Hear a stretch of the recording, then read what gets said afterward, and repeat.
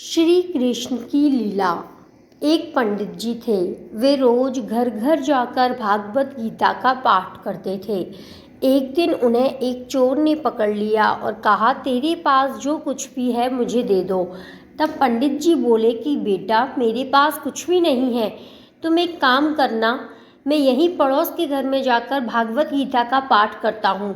वो यजमान बहुत दानी लोग हैं, जब मैं कथा सुना रहा होऊंगा तुम उनके घर में जाकर चोरी कर लेना। चोर मान गया। अगले दिन जब पंडित जी कथा सुना रहे थे तब वो चोर भी वहाँ आ गया। तब पंडित जी बोले कि यहाँ से मीलों दूर एक गांव है वृंदावन, वहाँ पर एक लड़का आता है जिसका नाम कान्हा है। वो हीरों जवाहरातों से लदा रहता है, अगर कोई लूटना चाहता है तो उसको लूटो।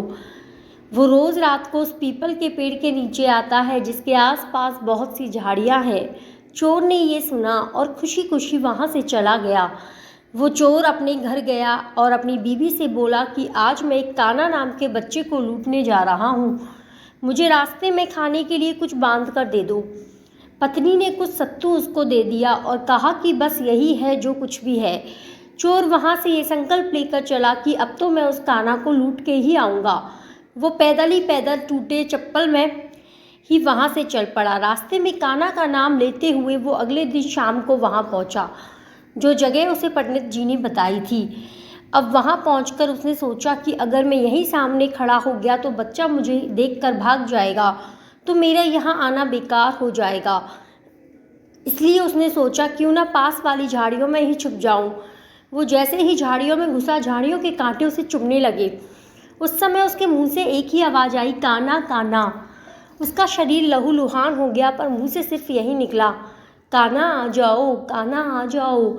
अपने भक्त की ऐसी दशा देख के कान्हा जी चल पड़े। तभी रुक्मणी जी बोली कि प्रभु कहाँ जा रहे हो, वो आपको लूट लेगा।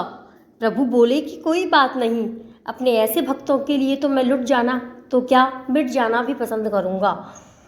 ठाकुर जी बच्चे का रूप बना के आधी रात को वहाँ आए। वो जैसे ही पेड़ के पास पहुँचे, चोर एकदम से बाहर आ गया और उन्हें पकड़कर बोला, ओ कान्हा, तूने मुझे बहुत दुखी किया है। अब ये चाकू देख रहा है ना, अब चुपचाप अपने सारे गहने मुझे दे दे। कान्हा जी ने हंसते हुए सब कुछ दे दिया। चोर हंसी खुशी अगले दिन अपने गांव में वापस पहुंचा। सबसे पहले उसी जगह गया जहां पर पंडित जी कथा सुना रहे थे। जितने भी गहने वो चोरी करके लाया था उनका आधा उसने पंडित जी के चरणों में रख दिया।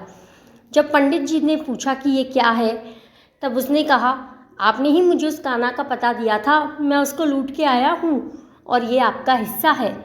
पंडित जी ने सुना तो यकीन ही नहीं हुआ। वे बोले कि मैं इतने सालों से पंडिताई कर रहा हूँ, वो मुझे आज तक नहीं मिला, तो जैसे पापी को कान्हा कहाँ से मिल सकता है। चोर के बार बार कहने पर पंडित जी बोले कि चल, मैं भी चलता हूँ तेरे साथ वहाँ पर, मुझे भी दिखा कि कान्हा कैसा दिखता है। और वो दोनों चल दिए। चोर ने पंडित जी को कहा कि आओ मेरे साथ यहाँ पे छुप जाओ। दोनों का शरीर लहूलुहान हो गया और मुंह से बस एक ही आवाज़ निकली, कान्हा कान्हा आ जाओ। ठीक मध्य रात्रि कान्हा जी बच्चे के रूप में फिर वहीं आए। दोनों झाड़ियों से बाहर निकल आए। पंडित जी की आंखों में आंसू थे। वे फूट फूट के रोने लग गए, चोर के चरणों में गिर गए और बोले कि हम जिसे आज तक देखने के लिए तरसते रहे, जो आज तक लोगों को लूटता आया है, तुमने उसे ही लूट लिया। तुम धन्य हो, आज तुम्हारी वजह से मुझे कान्हा के दर्शन हुए हैं, तुम धन्य हो। तो ये है भगवान कृष्ण की सच्ची कथा। बोलिए जय जय श्री राधे श्याम।